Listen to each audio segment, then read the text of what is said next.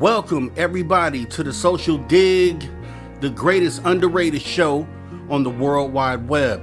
I am your host, Mr. Rob G, and as always, we're going to be digging into the topics that keep you talking and the talk that keeps you thinking. So come on in, kick your feet up, get comfortable, get ready to join the conversation. Really feels good to be back here at the Social Dig, man. This is a normal formatted show. This is what we have become known to do here. Our call-in option is secondary. We will still continue with that, but just so glad to be back with the first show, the first real show of 2024. A lot of things to get into today. We are going to tackle some of the latest news, obviously with this being the first conversation of 2024 here. We're going to look back at last year and kind of look at the high points, low points as part of our disclosure news today. Also, pretty wild stuff going on. There's actually some big news happening right now that we'll end up talking about. Then we'll be getting into the main topic of the show, which is aliens, UFOs, why are they here? Like, I don't think anyone knows for sure why they're here. We can always take a look at some options and what seems most logical, what's the most logical explanation for it. So what I want to do is go ahead and invite everybody in today. I know this is a little different because we're going so early that this may have caught a lot of people off guard because a lot of the newer people who have come aboard don't even realize that we do this formatted show. So it's always a late night, notification. So it's a little different today. But I definitely want to thank Flat Six for coming on in. Kurt M, appreciate you coming on in. And yeah, it might be today, Kurt M. Hopefully, with the time difference, they trickle in. But if not, they catch it on the replay. But we're going to go ahead and get into some stuff because the show definitely must go on. And that's how we do it around here at the Social Dig. So let me see. Let's go ahead and just, let me see. All we need really is you, Kurt. And that's all we need. That's all we need. So, okay, here we go. I'm going to go ahead, and it's been a while. I think the last show we did, normal shows before going on to after hours. So we're talking about August, September of last year ended season 1. So we're going to go ahead and I'm going to show you around the place, show you how we get into this here. Let me bring up my promotionals here. So the way that it goes around here, go ahead and flip through here. We do have a call-in number. We have a segment called Ask the Chat. So post a response to the question in live chat or call the call-in message line, which is 856-843-3444, or that's 856-THE-DIGG. What we're going to do right now is go ahead and jump into a segment that we call This Week in Disclosure News. So here we go.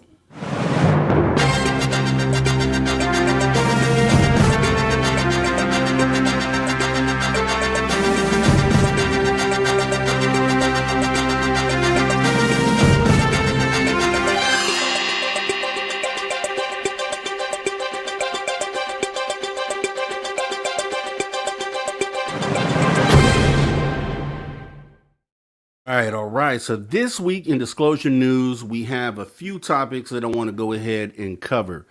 We have, first of all, the 2023 year in review. Like I stated, it's the first show of 2024. So kind of want to get back in the saddle, get everybody up to speed who are the normal show viewers. We also have a topic about Sean Kirkpatrick, right? Because he's in the news right now. This dude is... I don't know what's up with this dude. I have no clue why he's taking the stance that he's taking at this point now that he's out of office. You could literally leave office, go off into the sunset, have nothing to say, no comments to be said. But he definitely wanted to make some comments. We're going to go ahead and go over some of those, maybe listen to a few. I know there's some articles that we could jump into as well.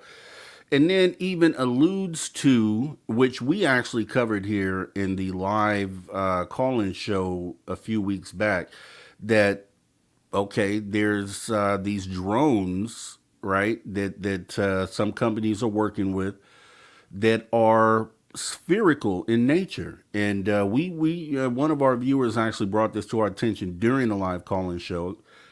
Sorry, I can't recall the name of the person right now, but we did look at it extensively, and we'll end up touching on this. But this information was on the Arrow site the entire time, so that's not really any breaking news. But a lot of the skeptics of this subject are beginning to cling on it right now, because it's something that Kirkpatrick mentioned in one of his most recent podcast interviews. So, with that being said, we're going to go ahead and take a look at what was 2023. Right, I think we all can recall most of what happened, but let me go ahead and lay out the year from start to finish, because depending on how you look at it would determine the type of grade that you would end up giving 2023. We had a lot of great things happen, but then we had a lot of instances where it would appear that those that oppose this UFO issue stuck their head out and tried to, make various comments on trying to bring or take the sails out of, or the wind out of the sails of this movement that we have. So, looking into this, grading 2023 for ufology. You may have seen this done on Spaced Out Radio After Hours, but we're going to go ahead and take a look at this here. So, just laying it out. So we had, just to start the year off, okay, January 2023, a year ago, we had a UAP report that was late, that was due actually October 31st of the previous year. So this carried into 2023. This is the first time that we had any sort of information, or we had any input from anyone in regards to UFOs for 2023. The UAP report was late. It was underwhelming. A lot of people put a lot on it. A lot of people put a lot into what they thought it was going to be. And when it came out, they were underwhelmed. But my outlook on this has always been to look for the silver lining in, like, look for what wasn't said, right? Because yeah, they're not going to come out and they're going to say they're going to give us X, Y, Z, but they will unintentionally give you little Easter eggs, right? Because it's what they didn't say in a lot of cases. So, with that being said, you'll see that theme a lot. Well, I'll point out my theory on that. We'll say that, and if it makes sense, it makes sense. If it doesn't, you can definitely let me know. So, one thing that we know that was done with the UAP report being late, and we still don't know why it was late. I still feel like they were just thumbing their nose up, saying we don't have to abide by any of these timelines. Yeah, we know you said October 31st, but we don't have to do that if we don't want to. It seemed like a flex a little bit, is what it seemed like.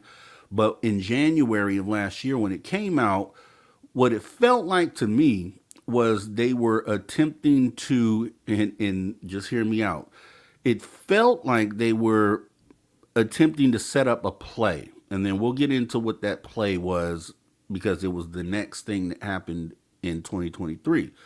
So in the UAP report that was late, it was pretty much nothing to see here, except for the fact that they ended up mentioning what UAP shapes were.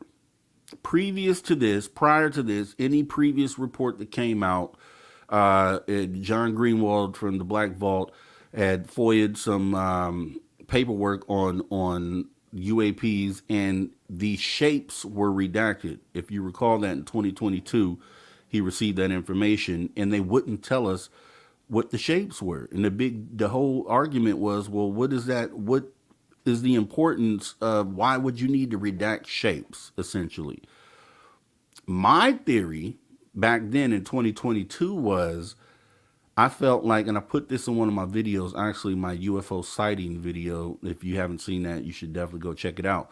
But in that video, I theorized that the shapes were redacted because if they informed us of what the shapes were, then we would actually realize that we have been seeing these things all the time. Just weird random things where if they show you shapes, it might trigger something in your mind. Say, hey, you know what that is? I did see something like that one time. You know what I mean? So if they do that, then all of a sudden here we go. So I was kind of surprised initially when the UAP report came out in January of last year that they actually redacted shapes and actually pointed out that there are these spheres, translucent silver spheres. Now, that what that ended up doing was validating for me my sighting that happened in 2022 because the shapes that I saw were spheres, right? And I saw them up close. I have them on video. You can go back and watch them. Now, what that let me know is that the things that I was seeing were actually valid things on in the scope of what it is that the government is keeping track of. So it led me to go further into where else these things have been seen, and I've done this in another video. You can go back and watch last season, episode 30, White Spheres in the Sky, and then there's another episode after that which is based around MUFON. So those two videos, if you go watch those kind of catalog what I'm telling you here. Now, with the white spheres being finally admitted to as a shape that among other shapes, but mainly the white spheres, translucent spheres were listed in the UAP report as things that they just didn't know what they were. Okay, so we had that. And then miraculously, coincidentally, 3 weeks later, we have this national or actually global situation where we're tracking these balloon like entities, which is the phrase they used in the UAP report that they were seeing balloon like entities. Magically, we have a global presentation of these balloons, Chinese spy balloons that we put on camera. We had this huge display for the world to see. We allowed the balloon to cross the United States completely. And then we have the grand finale where fighter jets come in and boom, they destroy these balloon-like entities. If you ask me, I think the release in the UAP report, this is just my speculation, right? But I believe that the UAP report being late had something to do with preparing what happened a few weeks later. So to orchestrate the whole thing. So for them to say, how can we make a play on this and position this as potentially something that is mundane, like just a spy balloon. And that I feel like they put that plan together, which delayed the UAP report into January, because literally 3 weeks later we have a balloon-like entity incident. Okay, so that's how we're starting off the year. So it's already like, and here's the skeptics. The skeptics take that report like, oh, look, see, these things were balloons the whole time. See, you guys, I don't know what you guys are talking about. They've proven to you that these weird things in the sky are balloons. They just shot one down in front of you. There's nothing more to see here. So that was the first attempt by those opposed to UFOs to attempt to take down the narrative, right? So what do we have after that? So we're kind of like, trying to fight against this notion that what we know for sure, UFOs are UFOs, but to the broader public that is looking in at this for the first time, they could be confused by a situation where you have a balloon like entity being shot down. That could cause some confusion there on what it is that they end up believing, or the conclusions that they come up to. So really not anything to do. We know balloons versus actual UFOs on this end. So, okay, so we're kind of down at that point. I mean, they're taking a shot at us. What do we have next? We have the Arrow Gillibrand hearing. That happened in spring of last year, maybe a month or two after the spy balloon shoot down. And they kind of just piggyback, or Kirkpatrick and Gillibrand and a few other congressional members, and they were asking him questions, allowing him to read a pre-written statement. And he essentially listed for the first time in 2023 that there's nothing to see here. We haven't found any evidence of extraterrestrial life, right? And Gillibrand didn't really push him that hard on asking some of the tough questions. But then, okay, so after this hearing, the skeptics are like, up, see, Kirkpatrick said there's nothing to see here. So hey guys, I don't know what you guys are seeing, but they found no evidence of extraterrestrial life. We know what we saw, so it's frustrating to hear something like that. We know that narrative isn't correct. And we'll kind of go in more about Kirkpatrick in just a moment because that's the next story. But after this Arrow hearing, Arrow with Gillibrand, we have the NASA Arrow hearing, right? And this is kind of where they doubled down, tripled down on the notion that nope, nothing to see here. And it wasn't really, as far as 2023 was going, it was just looking like there was nothing good that was going to happen here. It didn't feel like 2023 was moving in the right direction, because by the time we have this NASA Arrow hearing, it's already, I want to say, May, right? So we're almost halfway into the year. We haven't really had anything good happen in relation to validating the UFOs and where we're at in that whole situation. So it was really uplifting, and really the skeptics felt like 2023 was their year. They were slam dunking on a lot of people within ufology based on these statements that hadn't been proven, by the way. These are just statements that NASA, Kirkpatrick, and these guys have just made. No verification, no validation. This is just things they said. Skeptics are running with this. Like, see, we told you guys. But then one of the biggest moments of 2023 happens, in my opinion. We have David Grush stepping forward with the News Nation interview with Ross Coulthart. And he makes some epic, amazing, validating statements, because a lot of us already knew that the things he ended up saying were actually happening. But it was just refreshing to have someone who was connected to the program, someone within the government who was able to step out and say what he said. Evidence of crash retrievals that he's seen, or has talked to people that had evidence of crash retrieval, and evidence of recovered biologicals or non-human intelligence, and essentially that he knows where the body's at, and that people have been hurt along the way in keeping this thing secret.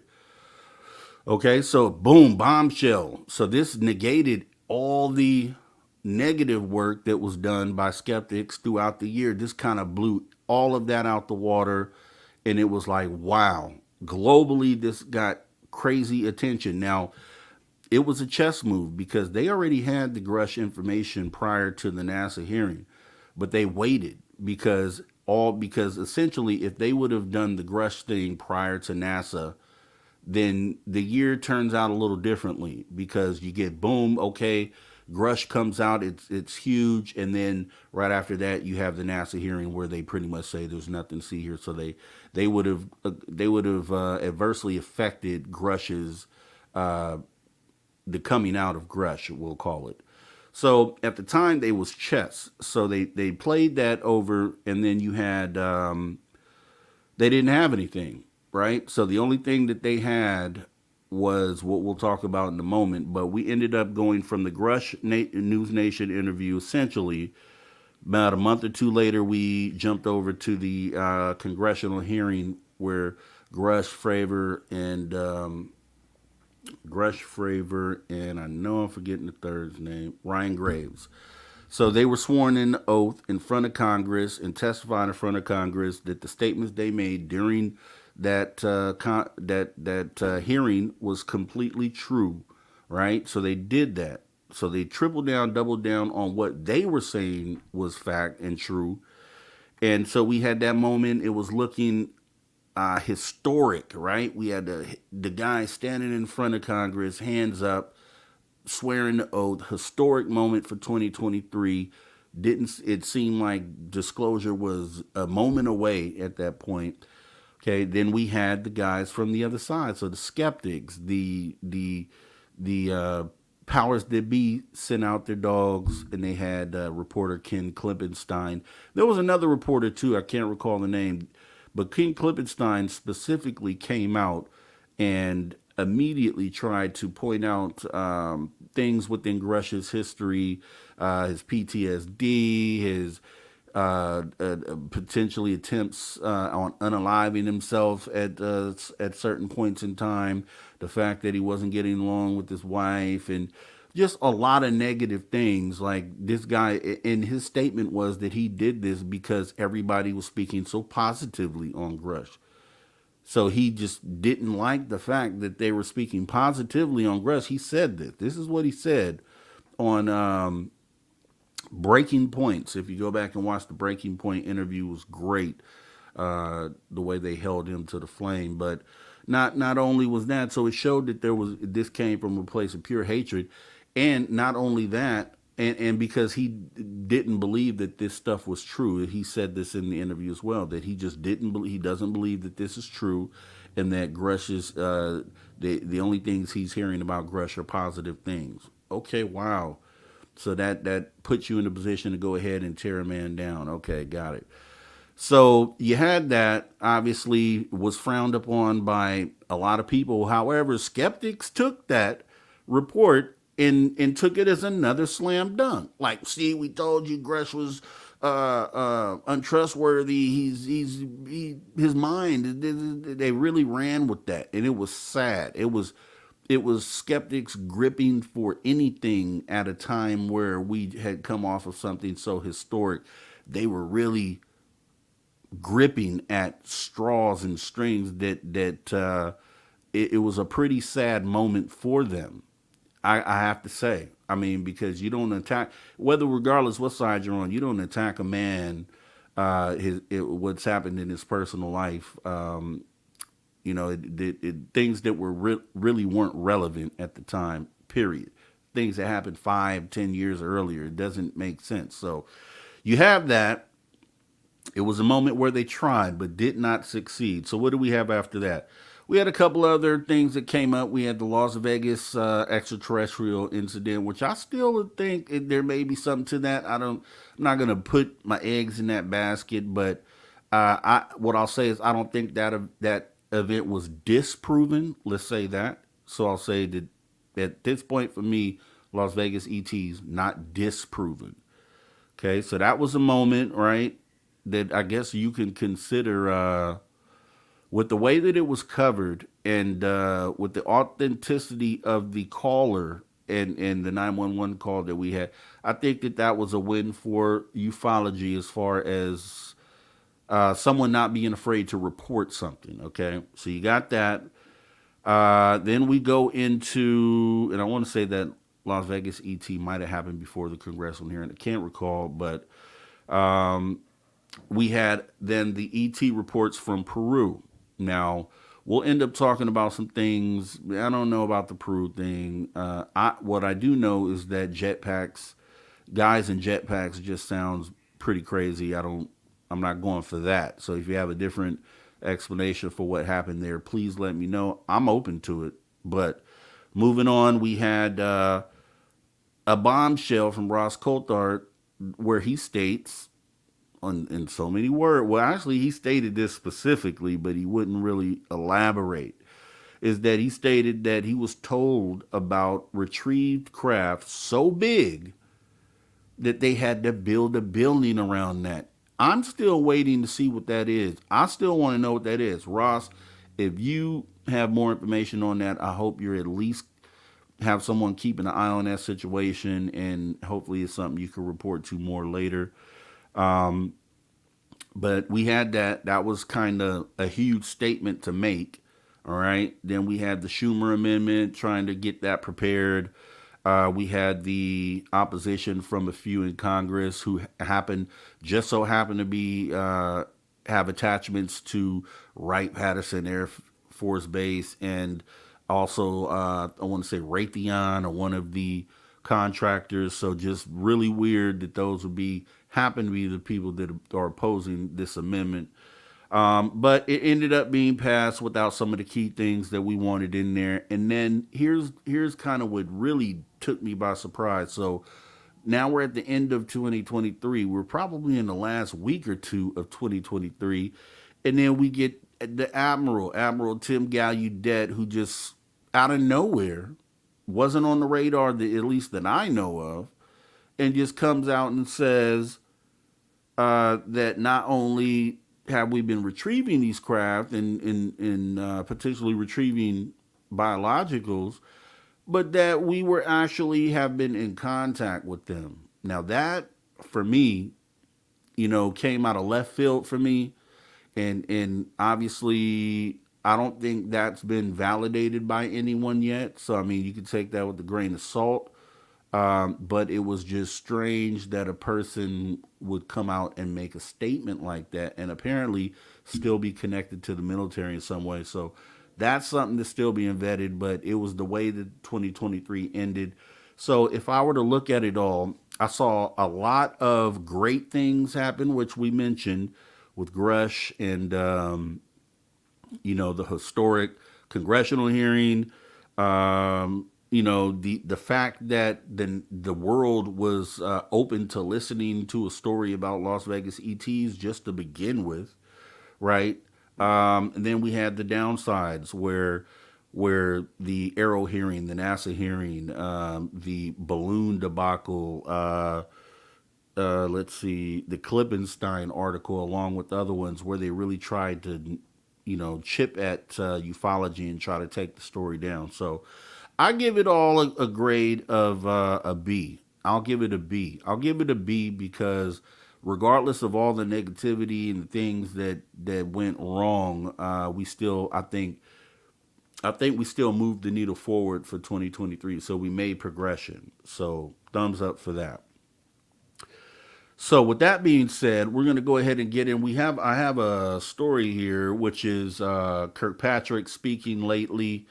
And I want to say, okay, I know I have some audio for this. So let me see if we can share that here. All right, let me try to bring this up. This is from Twitter. Let's see. Okay. Let's see. I think this is it. Bigelow under the DIA. Let's take a listen at this real quick. Kirkpatrick says his investigators ultimately traced this game of top secret telephone back to fewer than a dozen people. They're some of the same people that worked for Robert Bigelow under the DIA program. They're some of the same people that have been working behind the scenes with Congress to write legislation. They're the same people that worked with a U.S. company and the United States Army to explore a piece of material that they claimed was a UAP, and it really is a piece of missile casing from the 1950s. They're the same people that have been influencing some of these whistleblowers who have come forward to say, hey, I don't have any firsthand evidence, but all these people are telling me this. Here's what I know. The most public of these whistleblowers is the former Pentagon official whose voice you heard at the beginning of the show, testifying about crashed alien spacecraft before a U.S. congressional committee. I was informed of a multi-decade UAP crash retrieval and reverse engineering program. If you believe we have crashed craft, stated earlier, do we have the bodies of the pilots who piloted this craft? Biologics came with some of these recoveries, yeah. Were they, I guess, human or non-human biologics? Non-human, and that was the assessment of people with direct knowledge on the program I talked to that are currently still on the program. So he's one of the individuals that I think this core group of people that have influenced him, have told him this information. He may have misinterpreted things that people have said, or he may have just fallen to the influence of what these folks have been telling him. In either event, at the time I left, he had not come in to speak to Arrow, so I can't say with 100% what he has to say, only what he's put out into the media and what others have come to tell us. So you see what I'm saying? There's this commonality. What he's saying is actually quite ironic, because the true believer about UFOs thinks that there's a government conspiracy to hide real evidence of aliens. What Kirkpatrick is saying is the actual conspiracy is being carried out by a group of UFO true believers to get the government involved in the business of investigating aliens. I was searching for the right metaphor, but I think this is known as a self-licking ice cream cone. That is a self-licking ice cream cone, exactly. The self-licking ice cream cone is a Pentagon term of art for a program that exists only to perpetuate itself.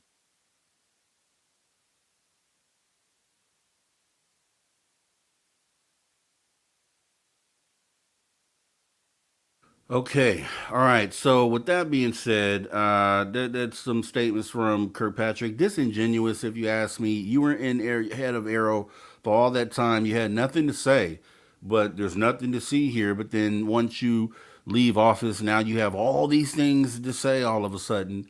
Now, in crediting Grush. Now we know that Grush has stated that he's given you this information. I want to say he even said that under oath. So someone's lying here. Someone's lying. Someone's lying. Is it Grush? I don't think that it is. It could be though. Maybe he's doesn't care about his future and he wants to lie under oath and doesn't care what the consequences are. That could be possible, right? Unlikely. So let's look at some of the reason why Kirkpatrick is disingenuous. So there's one of the prominent skeptics out there. I want to say prominent skeptics, but one of the most visual or visible skeptics, Stephen Greenstreet, has gone what he did was he did an interview with Brandon Fugel from Skinwalker Ranch during the whole New York Post Skinwalker Ranch basement office series that he did last year. Now, during that interview, Brandon Fugel states pretty clearly that in 2018, and this is prior to Kirkpatrick taking the Arrow job, but in 2018, Brandon Fugel was contacted by individuals in D.C., and they wanted to fly him out there to be briefed on what they were stating was I guess activities at the ranch or something along those lines. That's what he states on the basement office episode, and you can go back and watch to verify exactly what he said. But he says when he gets to D.C., he sees some faces that he doesn't recognize, and then some that he does. And he alluded to, and Greenstreet followed up to confirm, and asked him if one of those people was Sean Kirkpatrick, and it was. So in 2018, Sean Kirkpatrick is flying on the taxpayer's dime, flying Brandon Fugel from Skinwalker Ranch to DC to be briefed on the activities and things that are going on there. So it begs me, it for a person to take a stance that they take today, and you hear in these current interviews that how everything's ridiculous and it's not really what it seems, and it's really these delusional people, and he's saying all this. What was his reason for flying Brandon Fugel out to Washington, D.C. on a taxpayer dime in 2018? Why were you there? Why don't we hear about that from you? Why isn't it something that you address? Brandon Fugel says it happens. He says you were in the room when he got to D.C., when he got into this private meeting that was set up. When he was flown out to D.C., you were in the meeting, and I would want to know why. You don't believe there's anything to this. You keep saying this over and over again. So if I have to look at, and here's the other part that I have a problem with. You have people, everyone who comes out in ufology, anyone who comes out on the side of UFOs are real, goes through an extensive vetting period by these by skeptics, right? They get put through the ringer. They dig up everything on them, anything that goes against the narrative that what they're saying is true. This has not been done once with any of the people that these skeptics praise. So when you look at it, Kirkpatrick, when you look at anyone who says anything against UFOs is a hero to skeptics. When have they been vetted? When has when has someone looked into Sean Kirkpatrick's past to see if he lies? I think I just showed you right now an instance where it was shown that he lied. That's a for sure thing. And if he was interested in seeing flying Brandon Fugel out to Washington D.C. to talk about Skinwalker Ranch, then it is probably likely that what Gresh stated under oath that he actually presented information to Kirkpatrick, but Kirkpatrick, so that is likely to be true, which would say again that what he's doing right now, what Kirkpatrick is doing right now on this press run that he's doing to try to defame ufology, which once again, if you've walked away, why do you have anything to say? It just shows a lot of disingenuine intent there, and it's funny to me how a lot of the skeptics are clinging on to every word that Kirkpatrick says as being truth, and see, we told you guys, see, we told you, but you haven't validated anything. You're literally taking a person's word at face value when your advice, coming from a skeptic view, is to you vet David Grusher, to dig into his past or dig into his history so you can show why he's lying or why you shouldn't believe this guy. But you're not doing that with the people that you got. And it's just a double standard, right? And it just makes me know that they don't want to vet these people because they want to be able to still have the position that that these things aren't real and that these things are happening. But when you have an experiencer like myself, and I know a lot of you out there who are experiencers that know for sure fact that what's going on is a real thing, and you've seen these things, right? And that's what the next part of the show is, because we're gonna go into proving, and proving is a strong word. We're gonna go into showing that more likely than not, this thing is real, right? And don't get distracted by these comments that Kirkpatrick is making. And I'm talking to skeptics too. Don't get sidetracked. I mean, your part and let me be clear about this. The skeptical part, of this conversation is so very important and needs to be there.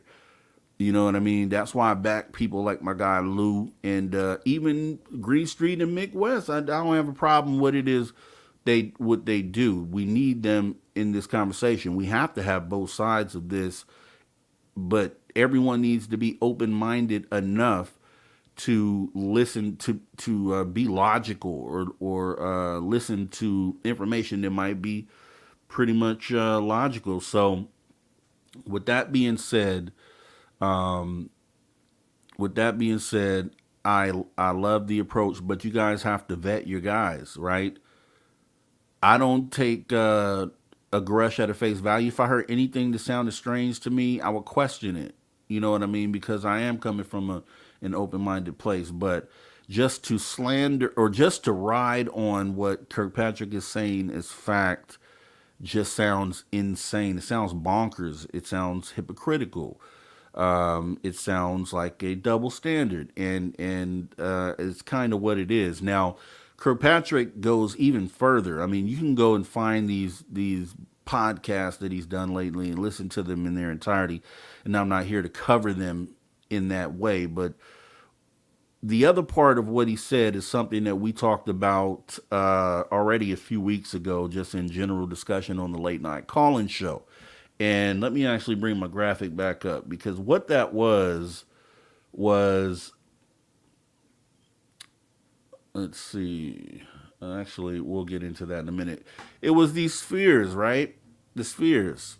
So we found out, we had a listener on with us. I can't recall the listener that pointed this out, but pointed out the fact that, hey, they have these drones or these drones that they're working on that actually have these impeller fans on them all around the object, and that it would allow these things to move in more precise manner and maybe change direction, you know, instantaneously or quickly. And it was something that I looked at and I said, you know what, that's actually pretty interesting to know.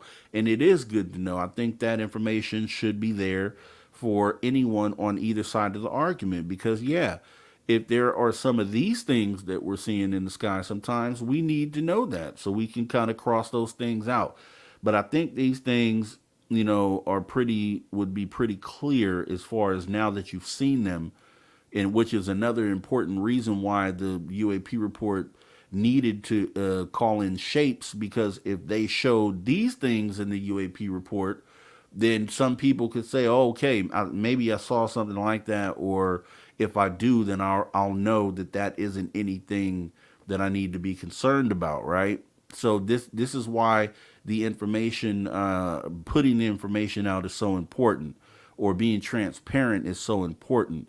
And kind of how we got there is because they were resolving a lot of these cases under Arrow, or at least 3 cases that we went over. They had their case resolution, but they weren't showing how they came to those resolutions, right? They didn't show the work that they did to determine that the videos that we went over were actually resolved, right, as something mundane or explainable.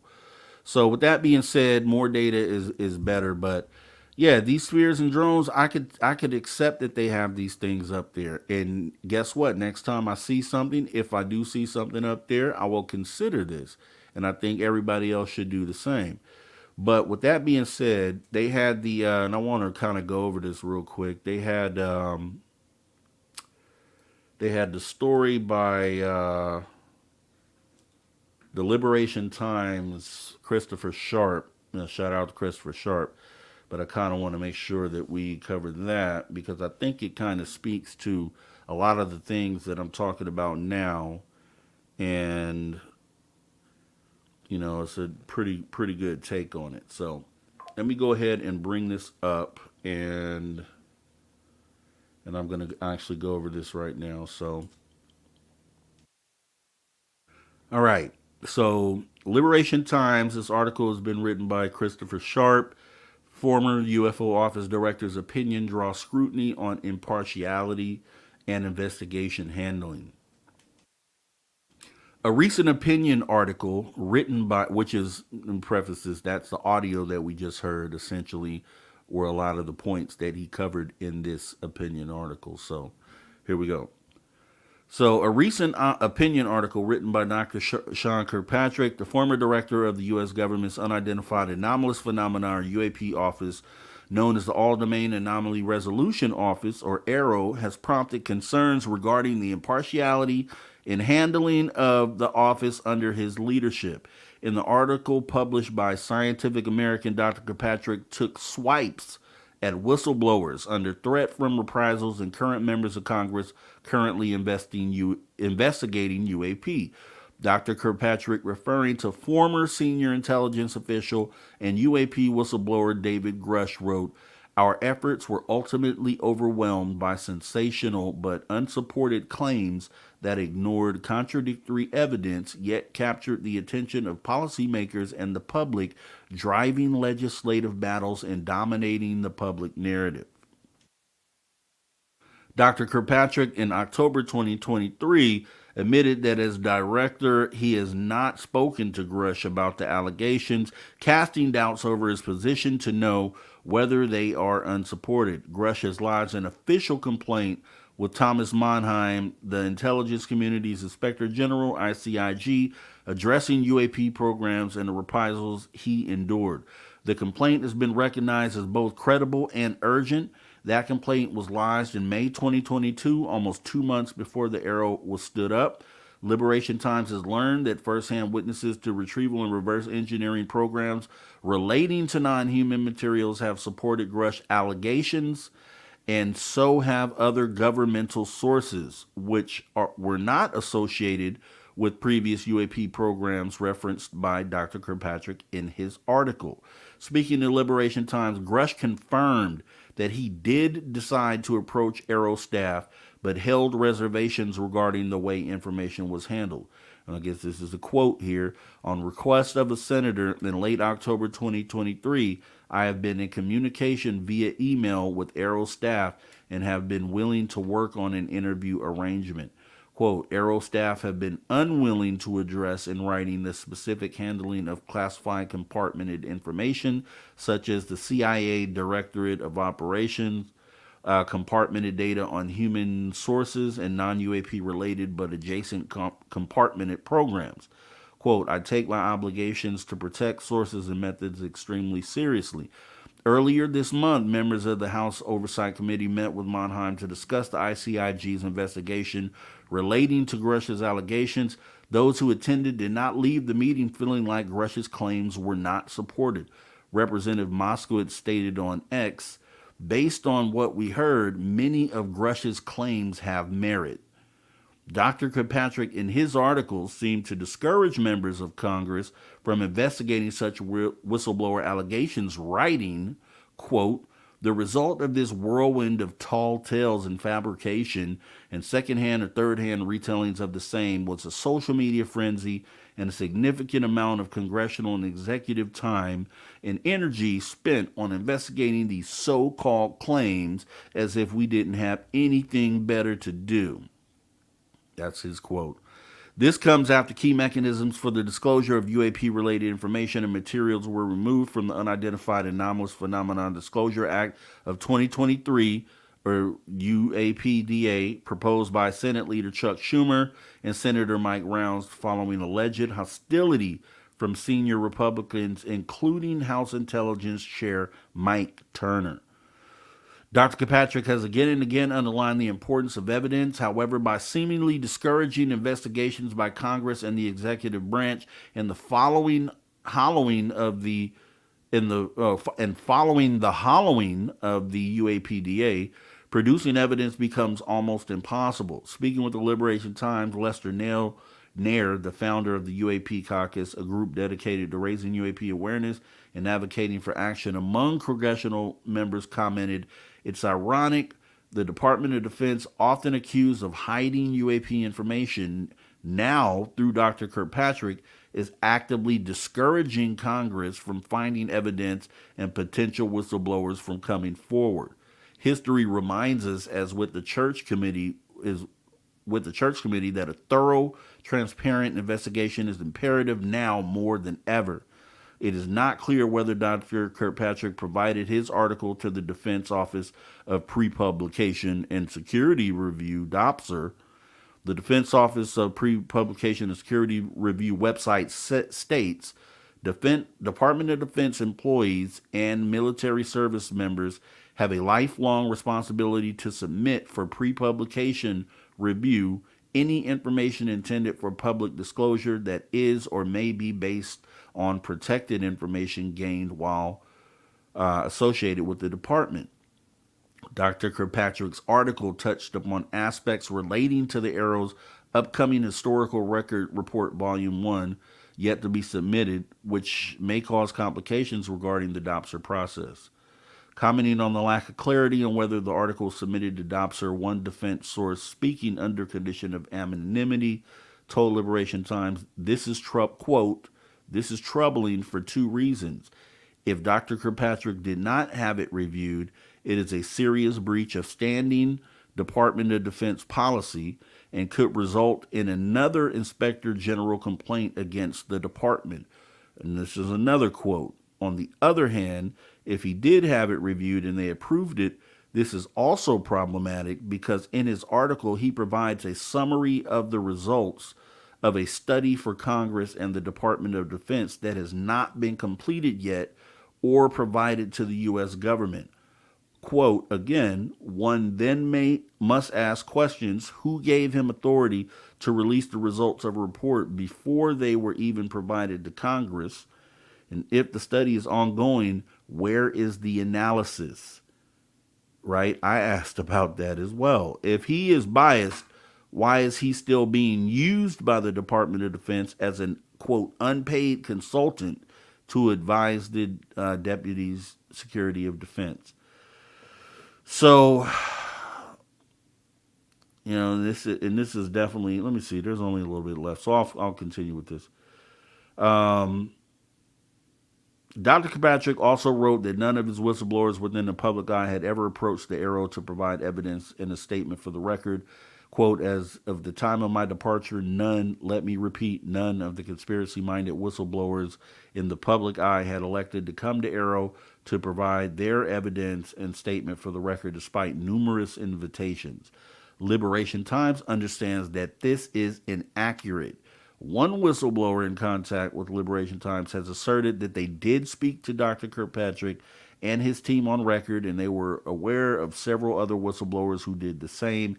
It is understood that Arrow was provided with statements and specific data. Multiple U.S. intelligence and defense sources have previously confirmed to Liberation Times that the Arrow, as one source stated, has, quote, coordinated the collection and analysis of materials from an unknown origin. Following the article's publication, Travis Taylor, the former chief scientist for the U.S. government's UAP task force, told Dr. Kirkpatrick online, quote, in order to find substantiating evidence, you have to actually look. Arrow was a farce to shovel the manure back into the manufacturer, and the public doesn't realize it. This is Travis Taylor. A former government official familiar with Dr. Kirkpatrick informed Liberation Times that he was not trusted among other whistleblowers. The official, speaking under condition of anonymity, commented, now we see why whistleblowers didn't trust Kirkpatrick. It will be very difficult for the Department of Defense to regain faith and trust with new whistleblowers given the behavior and deceitfulness of Kirkpatrick. His article appears to be written from the perspective of someone who failed at their job and is now throwing a child's fit of rage. Another source who knows Dr. Kirkpatrick pondered how someone who recently published an article about the possibility of alien motherships orbiting our planet could now take the stance that it's all hogwash unless there is a hidden agenda that Dr. Kirkpatrick is engaged in. This month, the U.S. Department of Defense, or DOD, confirmed to Liberation Times that Dr. Kirkpatrick, since his departure, continues to serve the Arrow as an unpaid consultant. Liberation Times has asked the DOD if it will continue to utilize Dr. Kirkpatrick in this capacity following the publication of his recent article, whether it was submitted to DOPSR. So awesome reporting by Liberation Times. Shout out to Chris Sharp for staying on top of this, man, because here's the thing.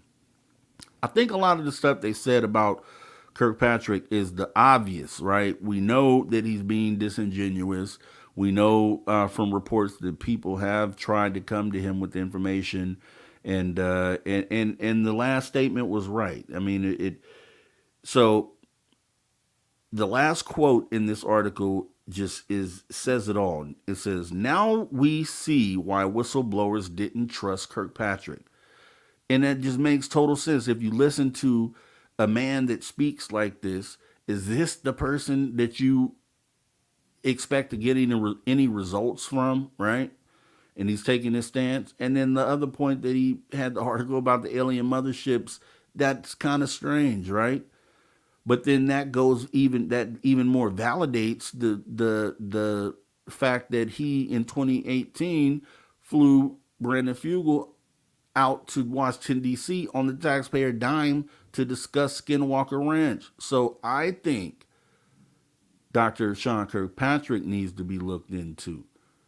So, and maybe we'll do that. Maybe we'll take a look. I don't know how much information we can dig up on him, but it appears he's being disingenuous at best. And so nothing burger as far as taking any validation or getting any validation in what it is that he's saying. But skeptics, though, if you go look at the skeptics, they are celebrating, they're high-fiving this new stance by, Dr. Sean Kirkpatrick. But you're quick to look at Grush and call him unstable or this or that. You don't have any evidence of anything on David Grush except for the Klippenstein report, and you guys are like dogging this guy.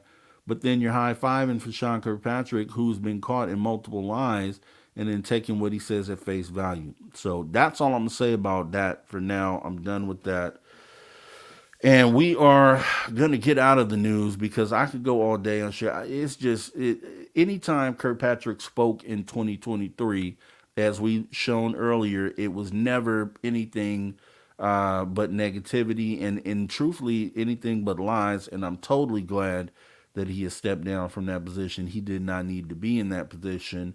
And I hope he gets the lies are uncovered and he has to face that because this whistleblower amendment was set up to have a safe space for whistleblowers to come in and tell what it is they needed to tell. But when you have someone like this that you have to go in and see, what's the likelihood that you go and do that? Or what's the someone that is going to end up making it hard for you first to tell the story, and then secondly want to discredit you on the back end and say that you were just influenced by a bunch of kooks, which is essentially what he just did to David Grush. So yeah, I got pretty heated about that when I heard that, and I'm obviously it's coming through. So I'm gonna go ahead and get off of that. We're gonna get into proving, or not. Like I said, we're gonna take that back. Not proving, but showing why more likely than not these things are here, and then just kind of talking about why are they here? If we can even think about that, we can wrap our mind around that. And that's what we're going to do here. So let's go ahead and get out of the news, and then we'll be right back with the main topic here. So let's go.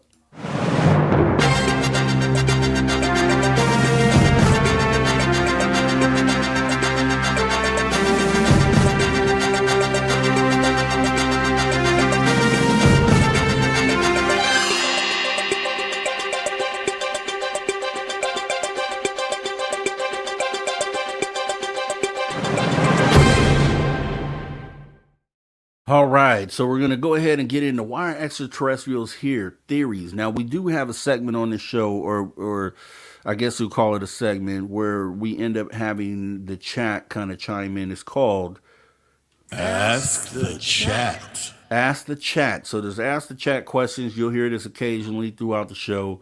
And the question would be, are we still on track for confirmation? So I know I went ahead with the news and kind of went in about that. Let me go ahead and go back into the chat real quick just to kind of bring everybody up to speed. It's a little different format today. So welcome to the show, Lex Diaz, Kurt M, D-Worm, Flat Six, let's see, Magneticus, John P. Adventures, Christine, let's see... Let's keep going. Bigfoot, Littlefoot, Stargazer. Definitely want to thank you for coming on in here. Appreciate you. And yeah, so Kirkpatrick, Kurt M says Kirkpatrick may be unpaid consultant, but I'm sure his super PAC gets plenty of donations, of course. Let's see. Stargazer makes a great point. Anybody in the military suffers from depression. That's all they got on David Grush. That's all they have, right?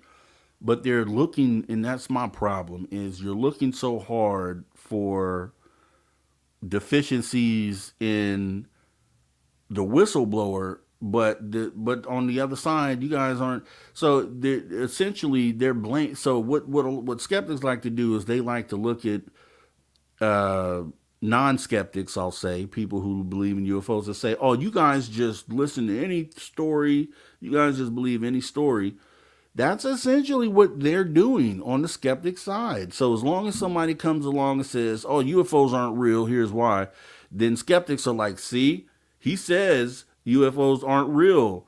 So what are we doing here, right? Without vetting these guys or looking into, they could just be saying that. We know they're just saying that. But it's just so funny. It's the double standard that the skeptics will sit there and complain about how we supposedly just take the word of people that say UFOs are real, even though we've seen them ourselves in most cases. And then you just have these, anybody who speaks on the side of these skeptics, they don't believe. That's the and I did a show about this, skeptic versus non-skeptic logic from last season. You should watch it. because it covers exactly this, the mindset of these skeptics. That I say, skeptics say, you guys are believers, but I believe the skeptics believe in not believing, right? So they're believers also. They just believe in not believing. And it's apparent when you have somebody like Kirkpatrick that comes out and makes a statement like, hey, UFOs aren't real. We haven't found any evidence. And the skeptics are like, see, high five. They didn't find anything. Come on, case closed, guys. Ridiculous. Ridiculous.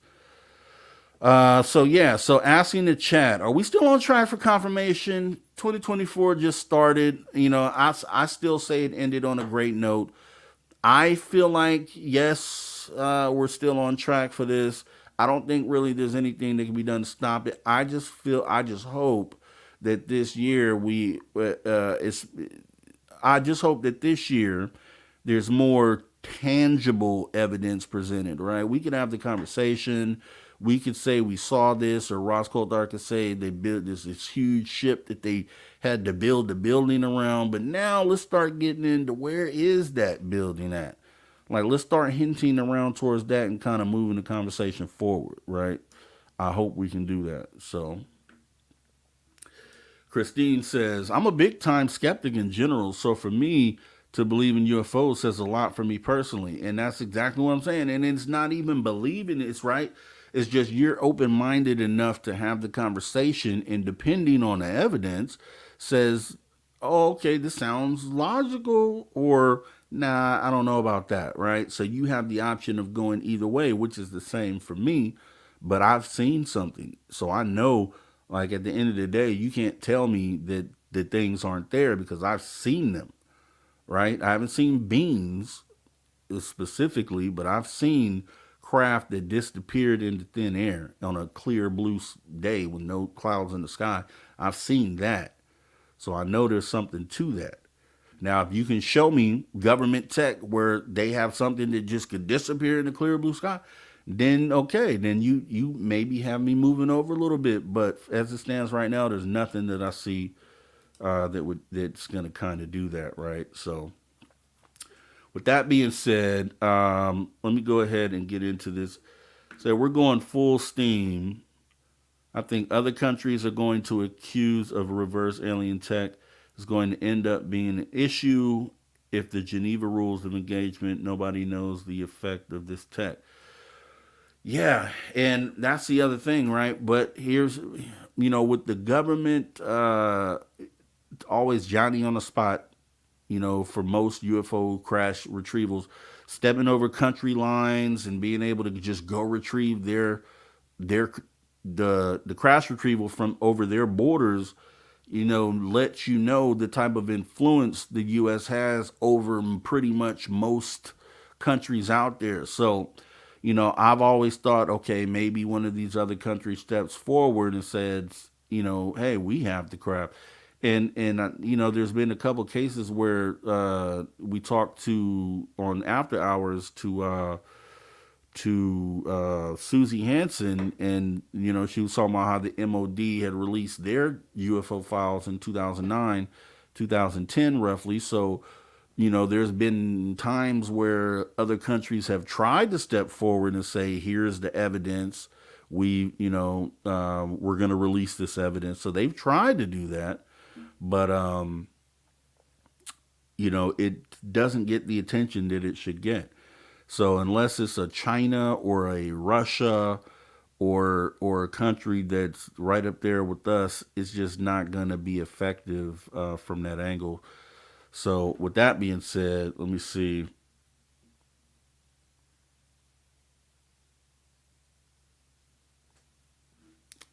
Yeah, we can get into that too, but I'm going to go ahead and jump into this here because we have ET, why are they here? And I just have a few examples, right, to kind of go over. I mean, just there's like, if I would love for not just people who are non-skeptics to be watching and engaging in this, but I would also love for the skeptics to, let's try to make sense of this and figure out why they are here. And let's kind of point out, let's kind of show that they are here actually first. Then we ask the question, why are they here? And we'll kind of get to that in a minute here. But just starting out, so one thing, so why do we know that they're here? Let's start there. So we know that they're here because we have seen them in our skies. We have seen UFOs in our skies. So this happens daily, right? But with these categories that we're about to go through, what I want to do is kind of just point out and briefly discuss like the ones that you could take to the bank, the ones that you could, because you can't be 100% without the video or the photo evidence. In some cases, this isn't there, but we have witness testimony in a lot of these cases, and we have multiple witnesses, and it'd be kind of hard to debunk any of these or question any of these. So we can show that UFOs are in our skies, right? Couple ways we can do that. Just a couple of my favorite examples is what I pulled. One of them that you can't really deny, they have a picture of it, it's pretty old. This sighting is pretty old, would be the Phoenix lights. I don't care how many times you try to explain or write this off as flares. You know, we have a friend of the show, Tom King, who filmed these lights, who's famous for being one of the people who actually filmed these lights. If you've seen the footage from Phoenix Lights, you've probably viewed his footage. He's been on this show before, and he will tell you that these were not flares. He was there that day. He will tell you that these were not flares. So many people saw these things in the sky. It was what should have been, and I'll use his term a lot, one of those land on the White House moments that people ask for. Like, why don't they just land on the White House lawn? Okay, this is one of those times where you almost can't deny this. Okay, so this is an example of we've seen them in the air, not just one person, but a multitude of people at once seeing these things in the air. Okay, so we have that. We're going to go back even older than that. We're going to go back even further than that, and we'll be jumping into the Battle of L.A., right? Which is one of my, I mean, and here's, you can't really get in too close to it, obviously. Let me see what I can do. But one of the things, and I had questions about this, and I talked to some people along the way, because I was under the impression that the image that you see up top there was like a recreation. It was like someone kind of recreated what the scene looked like. However, I was brought to understand that no, that's the actual camera, the actual picture of the event. So with that being said, you don't kind of mistake something like, especially back at that time. We're talking about, this is 1942. We had only been in the air for maybe 30 years at that point, a little over 30, 40 years, right? That we've been actually have the ability to fly anything, right? So to be able to not understand what you're seeing in the sky, being that there weren't many examples of, there weren't many variations of what planes were. I'll say that. So back in 1942, a plane only took a certain form, a certain shape. So you understood what a plane was. You understood there were only a handful of them in existence at the time. So I don't think there's a way that you mistake that. So with that being said, these are a couple of, and I'm sure there's more we could talk about that are examples of times where something was seen in the sky that was undeniable, right? So we go from there. So we understand, yes, they are in our skies. We have almost essentially proof of that, right? So we can move on to UFOs under the ocean. So we know they're in the sky. We have examples of that where multiple people have seen them in the skies. And then now we have in our under our ocean. Because the ocean obviously is only 5% explored, so there's 95% of the ocean that has not been even explored, which is insane. Then there's not going to be a lot of sightings that we could say were like mass sightings where something came out of the water, because it's just a place that we're not there. I'm sure these things happen all the time way off coast somewhere where there just aren't when they're away from shipping lanes and they're away from where the islands are, and they're just in the open ocean. I'm sure these things are coming in and out the water. We don't have any proof of that, but what we do have proof of is the David Fravor statement made where he stated that when they saw this Tic Tac, they could see something under the water.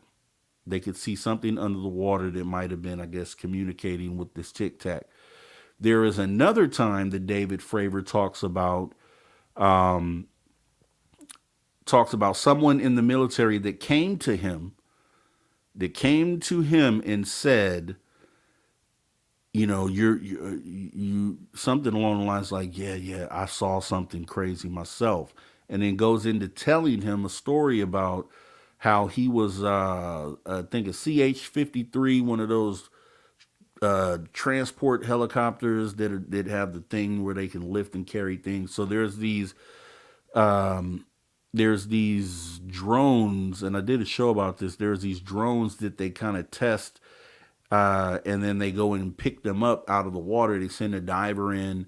The diver connects the hook onto it, and then the helicopter lifts it up out the water.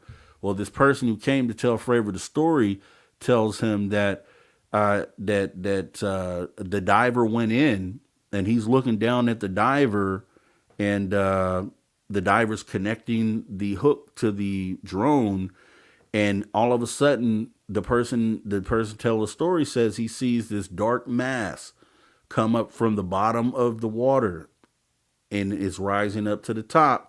And so he just calls it and pulls the diver back up, and as he does that, this huge drone that they're trying to get out the water gets sucked down, never to be seen again. So that incident, and that's a pretty credible story, right? But go even further, you have the Aguadilla, Puerto Rico video, which we've all seen, of an anomalous object that still no one can describe or explain what it is, as far as the skeptics to try to debunk this. We've seen this object go into the water. We've seen it fly through the air. And this is military footage, right? So you can almost this is the standard for these government, the people looking into this in the government, right? These arrows and these other agencies that are looking into this. This is from government cameras that show that this object did definitely fly across. It went under the water, split into two, came out of the water, and continued to go. That is probably something you could almost, until they show some tech that we have that is able to do this, then it doesn't exist. So a lot of people like to say, oh yeah, they're developing that with these contractors. We're 50 years ahead of where we think we are. And well, you got to prove that. So it should be provable. If we have that tech, you should be able to bring it out to show that we do have that tech. So until that day, we don't have that tech. So until the day that you can bring that tech out and show the world, then we don't have that tech and we don't have the ability, which leaves this as probably something that isn't from here. So this is, I think this, and then let's see, we have also the jellyfish UAP, which is the new one. Now, this is reported to go into the water for 17 minutes, come back out and shoot off. We haven't seen that video yet, but I will say, if that video does exist and we end up seeing that here in 2024, then I think that will be another, and also taken with government cameras. So, even though any camera should suffice, the standard is it needs to come from one of these high-tech cameras. So we'll go with that. But I think if the video comes out of this coming or going into the water and then coming out and shooting off, then it's just another one you could take to the bank that shows that these things are not only in the sky, but they are going into the water for whatever reason, and we can speculate on what that is, and we will a little in a little bit here. But I think when you look at these options that we're showing, that even if you're a skeptic, you're going to have to try pretty hard to show that these things aren't valid, right? So that's going to be UFOs under the ocean. So we got sky covered, we got the ocean covered with some good examples. Now, this is the one that most people should be concerned about. That is UFOs on the ground. And to put this into perspective, with the ocean, I just talked about, most people know that only 5% of the ocean has been explored by mankind. So there's 95% where we just don't know what the hell is in there. And then if you look at land, we have pretty much covered a lot of the land. And I think there's somewhere around, I think they said like 10-15% of the Earth's land surface that we don't frequent or we haven't been able to get to. And we'll kind of go into that, because when you look at those two things total, when you talk about ocean and land, the Earth in total, this is kind of mind blowing right here. The Earth in total, land and water combined, there is, I want to say, 65% of this planet that we have not explored as human beings, including parts of land and then pretty much all of the ocean. So on a one planet, so to sit here, and this is to you skeptics. So for skeptics and a lot of the other people to sit here and say that there's just no chance that these things are happening, guys, we have only explored 35% of this planet. There's more than 50%. There's more than 50% of this planet that we have not been able to explore, most of that being in the ocean. So you tell me, does it sound too far off for there to be things that we just haven't seen or that we don't see often because we haven't explored 65% of this planet? Think about that. But then looking at the ground options, right? We have the most compelling examples on the ground. We know they're in the sky. We showed examples. We know they go in the water, which most likely means that with the video that we've captured along coastlines of them going in the water, we pretty almost sure 1,000 miles out into the ocean they're going into the water, and I don't think that's questionable. But on land, as you can see right here, this is aerial school, or let's start with the aerial school. This is aerial school, and I don't think you can deny what happened there, right? So you had the kids on camera right after the event happened. They all draw similar ships. They separate them. They have them all draw what they remember the ships to look like, and they all draw the same thing. I don't think you can discount that sighting of an account of UFO lands on the ground. That happened, right? Too many people, too many witnesses to that, too many witnesses. So we know they're in the air. We know they're underwater. We know that they're on land. Another example, as you just saw, is Varginha, Brazil. I'm totally bought into that story, right? You have the three girls. You have the mother who comes back to the scene and mentions the smell of the ETs, which a lot of people in other encounters with ET have said the same thing about this being the sulfur smell. So there, and I'm someone that says that we should lean back on our own history of what we already have gathered as humanity to be able to validate some of the things that come up. And common sense rules a lot of the time. So we know that the sulfur thing has been said before. This lady in Varginha, Brazil doesn't know to say that. I mean, she could potentially, but it's unlikely that that would be the thing that she thought to say about that situation, right? So, with that being said, it's, I can pretty much, I'd give that 80%, and it's probably higher than that. But I think it's undeniable still. Then you get into, I know there are a couple I don't have slides for, like the Lonnie Zamora case, right? Which is broad daylight, even though he's just one person. But they pretty much had the evidence on the ground of something being there, and then some of the things being burnt right after he reported these things, and someone else across town saw a similar shaped object. It was like an egg shaped object uh, later on that day as well. So Zamora goes, guess he's trying to pull someone over for speeding, ends up hearing this explosion, lets the speeder go, goes to check to see what this explosion was, drives kind of off road, ends up seeing this craft on the ground.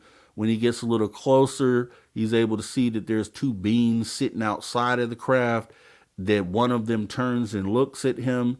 And when he tries to get a closer look, the beings, I guess at that point, have gotten back into the craft. He says the craft lifts up off the ground with fire and then kind of just shoots off across the sky. They had evidence of that. They went and took pictures the same day. So you also have Rendlesham Forest, which we've all heard of this one. Now, beings weren't seen in this, but craft was. So craft was. They even touched the craft. They talked about, and these are military guys, they talked about the inscriptions that were on the craft, right? So many cases of these things actually being on the ground. So these are the same things that are in the sky, the same things that are underwater are also being seen on ground. And in some of these cases, they have things that are getting out of these craft, right? Like the aerial school. We also have, and this is aerial school right here, and if you've ever seen that video, I would love to interview this lady here. If anybody has her link or social media, I'm going to look for it, but I would love to interview this lady and talk to her about it, because I'll tell you what, if there wasn't any other child in that video who came across as believable, it was definitely her. There definitely were others. They all seemed believable to me. Just the shock and you could see it in their faces, right? So confirmation essentially that these things are actually not only touching the ground or landing on the ground, but things are getting out and they're walking around, right? It's crazy. It's crazy, I know, to think of it, but this is the reality, right? This is our reality. So we also have the Westall, which is another one of my favorite ones, because once again, it's at a school, and so many people saw this at one time, again, in broad daylight. And then it left a mark in the grass, what they call the Grange, that was spiral, a spiral mark in the grass. So another time where evidence was left, even though all these witnesses saw it, which should be enough, there was also some evidence left behind as well. Too many different situations. So when you think about this, and I think that's the last slide I have for that. When you think about that, skeptics, talking to you more specifically, when you look at this, how can you disprove any of this? How can you discount it, right? These are too many examples. Now, I'm sure you could probably find something to say, because we know, even though I shout out Mick West, Mick West will probably say, yeah, that it was from a dust devil. Dust devil can create these swirls, and then you can try to make up so many different reasons why. But we have witness accounts, which I think are pretty much the important part of all these, are just witness accounts, many witnesses at that at one time. So I can make up, I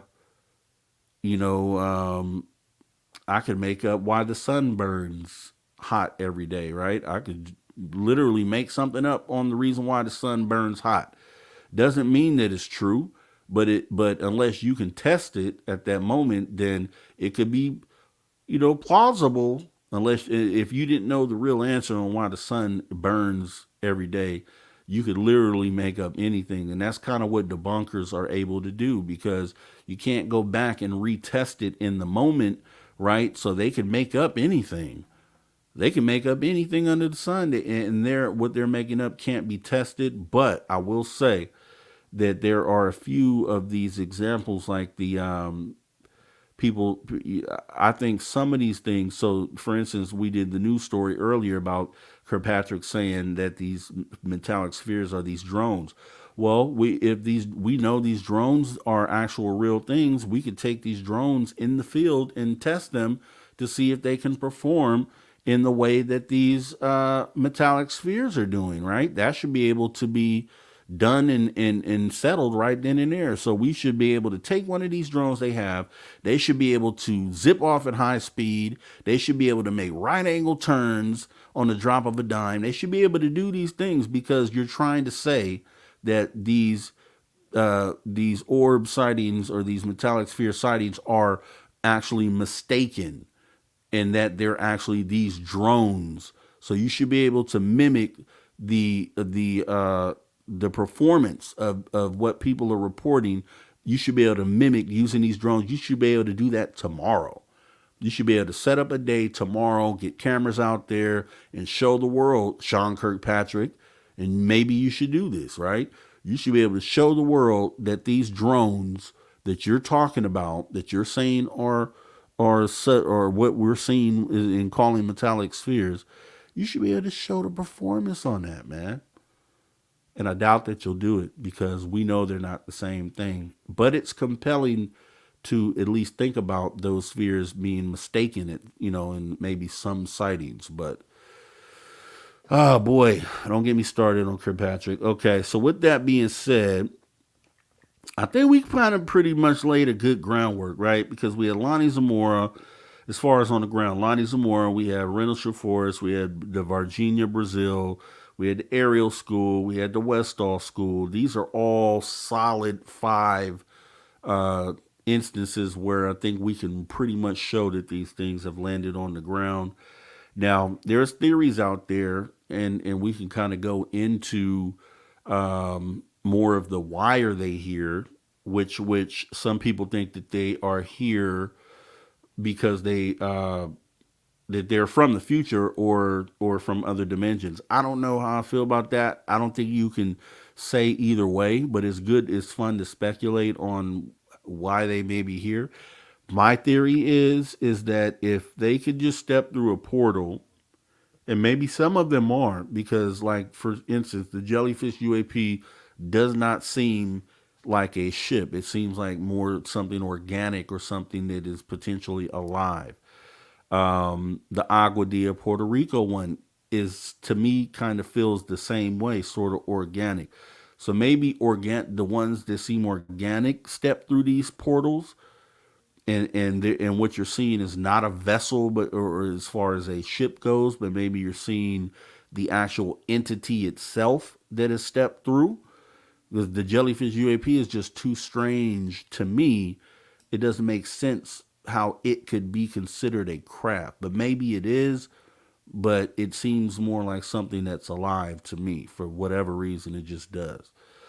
And like I stated again, the Agua Dia Puerto Rico one, same thing. Even my sighting, the things that I saw seem more alive than them being vessels. But then you have ones that are specifically vessels. You know what I mean? So I don't know. That's why I feel like maybe the dimensional thing could be a thing.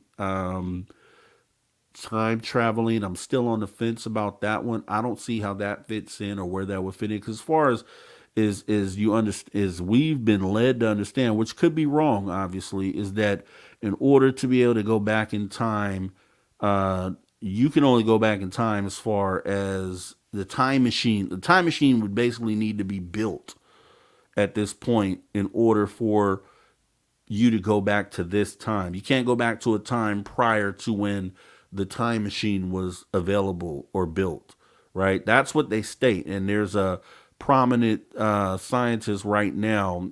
He's an African-American gentleman. I can't remember his name, but I know it's been his work, his life work, to build the time machine. And his whole theory is that he won't be able to go back in time himself, but from the moment that it's built, someone will be able to at least go back into time that far. So if that's the theory and that's the case, then I think it's probably unlikely that these things are from the future, unless we have one of these time machines sitting around somewhere that we don't know about, that someone has developed.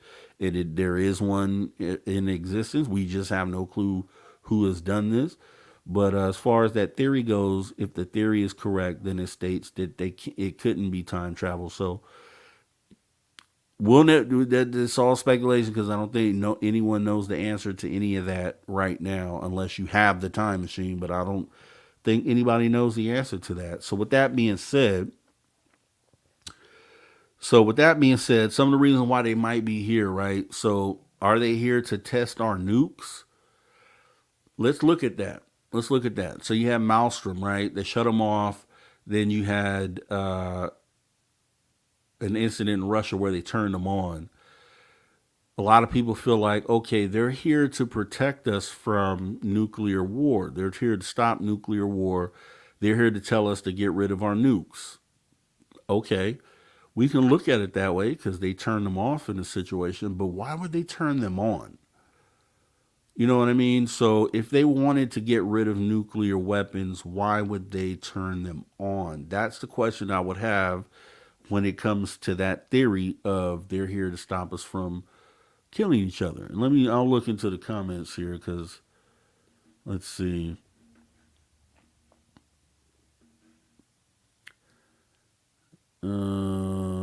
Let's see.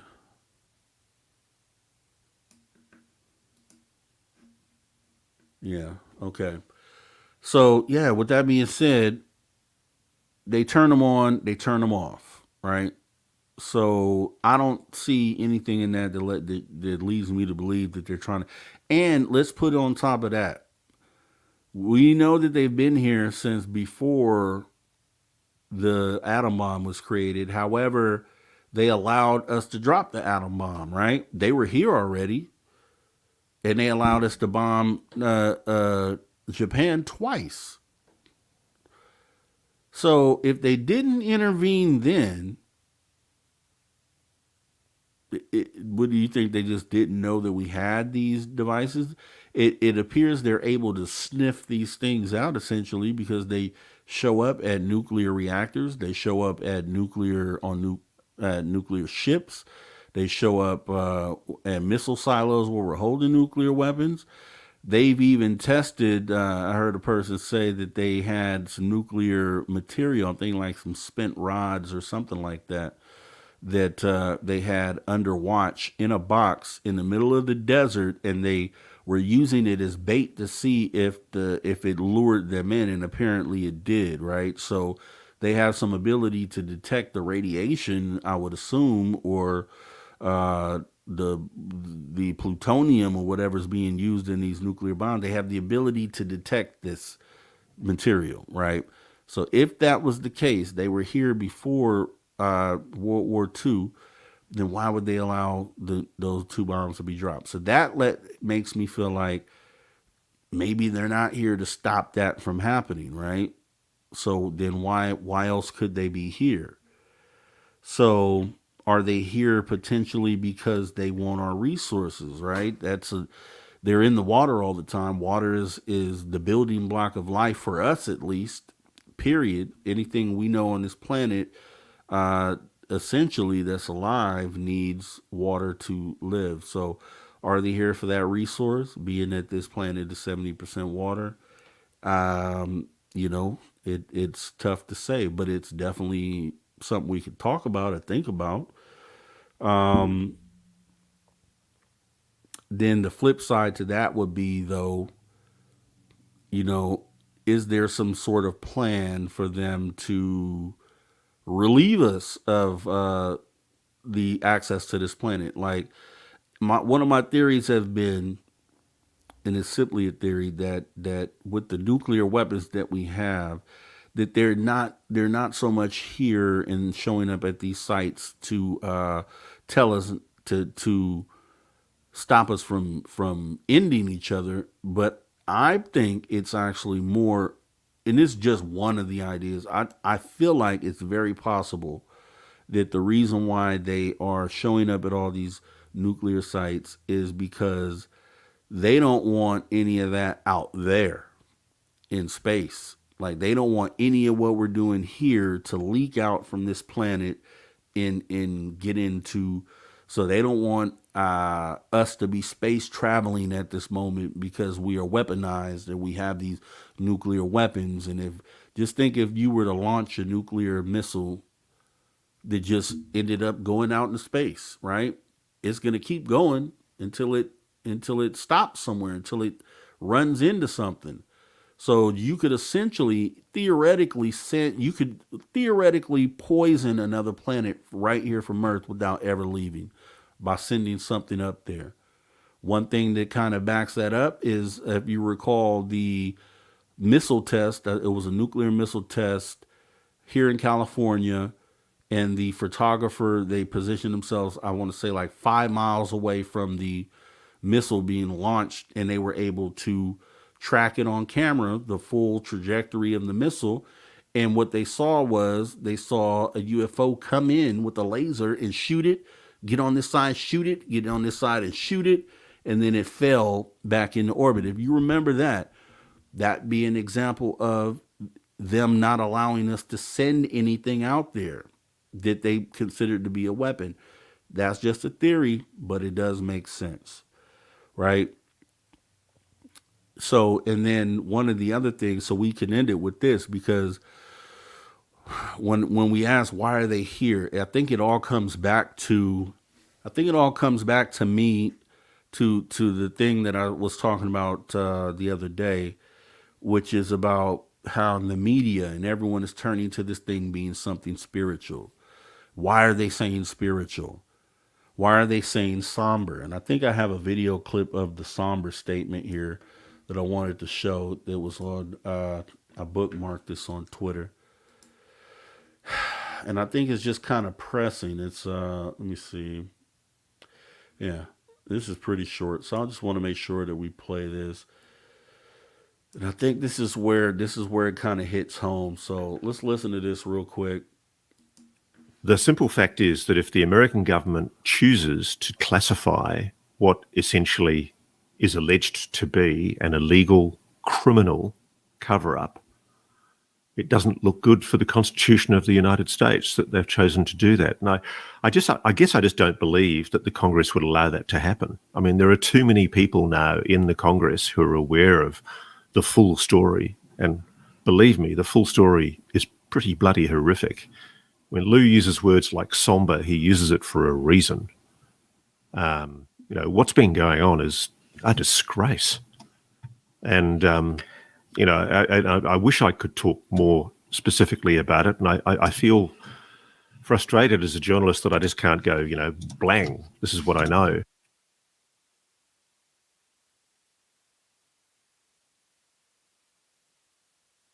So that's a big statement. And shout out to that UFO podcast.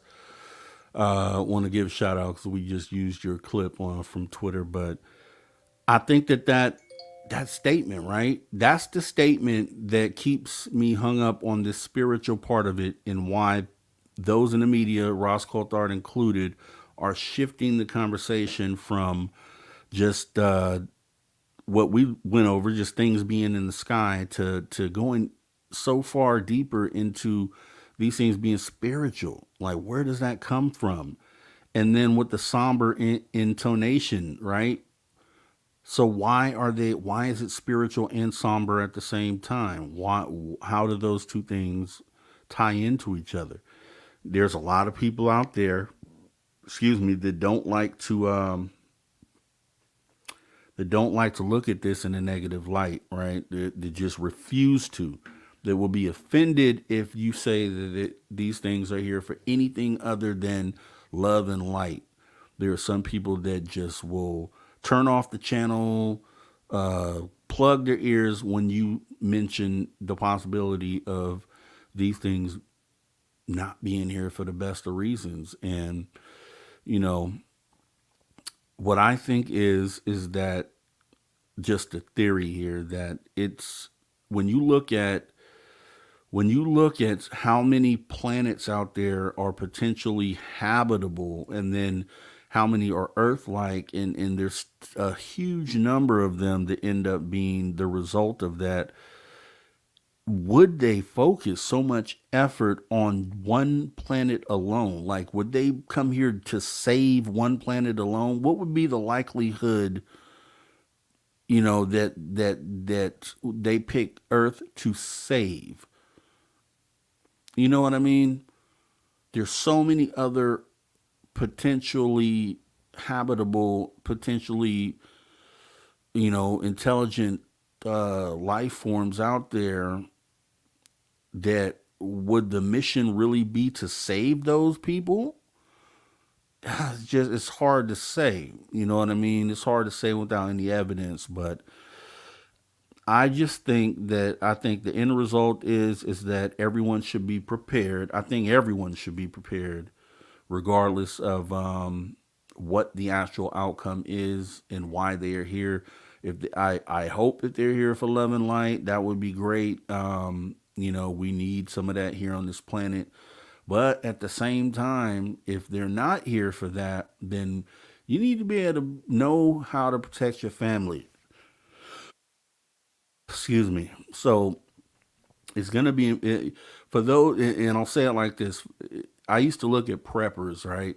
Like, these dudes are wild. None of that stuff will ever happen. No, the economic collapse, all these reasons they used to give for wanting to be prepared. And I kind of figured out down the line that you don't really need any reason to be prepared. It's just better to be prepared than to not. Bottom line, right? So hoping, love, and light, but preparing for doom and darkness is the best way to go, because it's an unknown. We don't have any examples of this to be able to, on other planets that may have experienced this, to say this is the likely outcome. We don't have any of that. So I think we just need to prepare for both sides, and that's how it should go. So with that being said, we have a session that we get into, and we're going to get into this one tonight, which is a segment called Once Upon a Time in Ufology. And we're going to kind of go ahead and get into that. So Once Upon a Time in Ufology, here we go.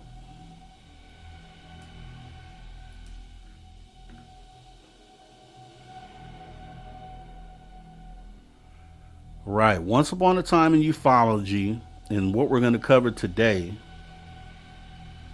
is the UFOs over DC, right? So Once Upon a Time in Ufology is a segment where we like to go back and look at the history, right? There's a lot of things that we have in our history that we should be looking at, and it's important because we have a lot of new people coming into ufology that may know nothing about this particular incident. They may have just come in 2017. They may know Tic Tac, and that's it, and going forward. So we like to touch on some of the historical events that have happened in ufology, and that's why we do this segment. So with that being said, the UFOs over DC was a sighting in Washington, D.C. in 1952, commonly referred to as the Washington Flap, marked a significant chapter in UFO history, beginning on July 12th and continuing for several successive weekends. Radar operators at Washington National Airport and Andrews Air Force Base detected unusual blips on their screens. These mysterious objects were observed maneuvering in ways that defied known aircraft capabilities. Eyewitness accounts further intensified the intrigue as numerous civilians reported seeing strange lights in the sky. The sightings gained widespread attention, prompting the U.S. Air Force to launch on an investigation under Project Blue Book, its UFO research program. During the peak of the sightings on July 19th and 20th, jet interceptors were scrambled to investigate the unidentified objects. Pilots reported visual confirmation of glowing lights, but as they approached, the UFO swiftly outmaneuvered the military aircraft. This elusive behavior only deepened the mystery surrounding these events. Now, the government initially explained these sightings as temperature inversions caused by radar anomalies. However, this explanation did little to satisfy the public's curiosity. The Washington flap remains one of the most publicized UFO cases in history. Skeptics and believers offer various interpretations. The incident contributed to increased public interest in UFOs and led to more open discussions about the possibility of extraterrestrial life. So that is going to be our Once Upon a Time in Ufology, which is UFOs over DC, which actually you could add that to the segment we did earlier about UFOs in the sky. This is another one right here that should be on that list. That is highly publicized. They saw these things on radar. It happened on multiple occasions. They were able to catalog it. And this is also just one that, as far as history goes, is very, very important. So what we're going to do is go ahead and jump out of Once Upon a Time in Ufology. And we're going to jump into our next and final category, which is Science Fiction to Science Fact Movie Edition. So we're jumping out of Once Upon a Time in Ufology. Let me get us into Science Fiction, Science Fact Movie Edition. And the movie that we recommend for this episode is going to be an oldie but goodie. And it is Close Encounters of the Third Kind. Let me go ahead and bring that up here. So Close Encounters of the Third Kind. Close Encounters of the Third Kind is a film directed by Steven Spielberg. The story follows Roy Neary, a lineman who encounters a UFO while investigating a power outage. Subsequently, he becomes obsessed with understanding the mysterious image implanted in his mind. As he seeks answers, government agents pursue a similar quest. The film explores the theme of communication with extraterrestrial beings and the profound impact such as encounters can have on individuals and humanity as a whole. And that is our Science Fiction to Science Fact Movie of the Week. So the reason why we do this segment is because a lot of people, obviously this movie's 50 years old roughly. And a lot of people saw this a while back. But now that we know that these things are real and they're here, they're for surely here and real, that when you go back and watch a movie like this, or any of the ones that we present here, and we do a different movie every week on Science Fiction and Science Fact, you go back and rewatch these movies that we recommend through a new lens, then with the understanding that these things are here, then it kind of hits different. It's really a different experience in watching these. So we have these that we end up putting on here every single week, and it's definitely a fun thing to do. So watch this movie this week, and when we come back again on the next episode, we'll have another movie for you. We can talk about that, but let's go ahead and take a look and see, because I wanted to ask the chat this question here. So let me go back a step or two to this question. And as always, we Ask the chat. Why do you think extraterrestrials are here?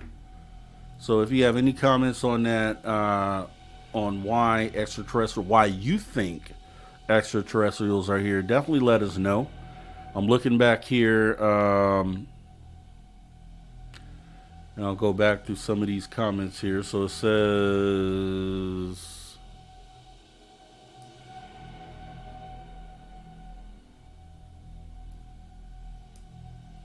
okay, aliens took a different path with their evolution and advancements. This is Stargazer, actually. Let me start over.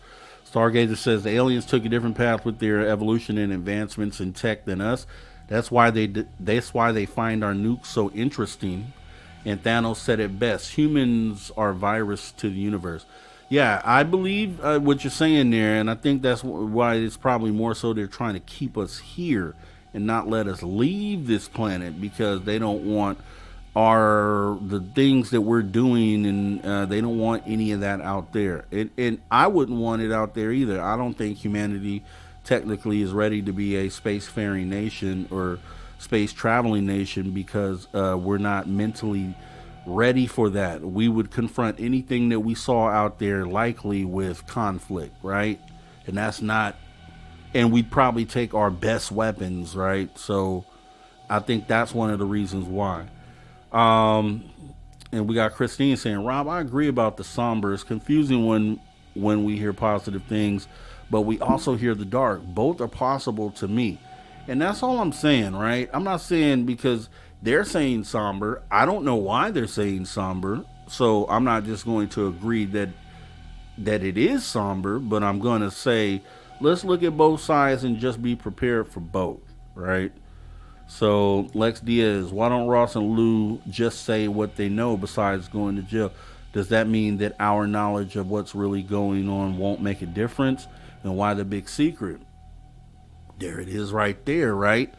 They should, I mean, as far as the somber part, I don't think, there shouldn't be, I'm sure there can't be any NDAs tied to the somber part of it, because if you have an idea, and it could just be Ross and Lou speculating, if you tell us why you feel that way. Same way we're talking here today. Tell us why you feel that way, and then let us see if it makes sense or not. If it does, okay, great, we'll roll with that. But it's if you go to another person who I'll mention was Tucker Carlson, and maybe we'll go over this on the next show, but Tucker Carlson said, I can't remember who he was talking. He might have been talking to Redacted or some other show, but he said he's so scared about the stuff that he knows that he won't even tell his wife, that he's scared to tell his wife. And then the host of the show said he was scared to, when his kids asked him about it, he was scared to tell his kids based on things that they're hearing about the implications behind what it is that's going on here. I don't know if that leads into the thing that I'm talking about with the spirituality and why they keep bringing that up. I don't know if all those things are intertwined. Maybe they are. And I guess we'll find out. So we got Stargazer. If there were good aliens, why are they giving our government tech to make weapons for war? Those triangles are made for one thing, killing millions of people in a single run. Thank you. Thank you. Thank you very much. And another angle that I had was, right, if maybe, and this goes off of the Tim Gallaudet statements where he's stating that we're in contact with, our government is in contact with these ETs.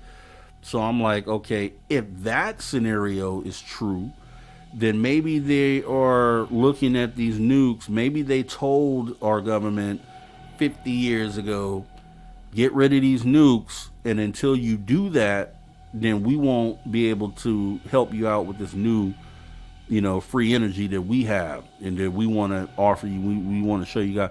So because they want to make sure that we wouldn't weaponize, and they're like, get rid of the weapons, and we're like, no, we don't. Want to get rid of the weapons, and maybe that's just one thing that is playing out there, so we don't know.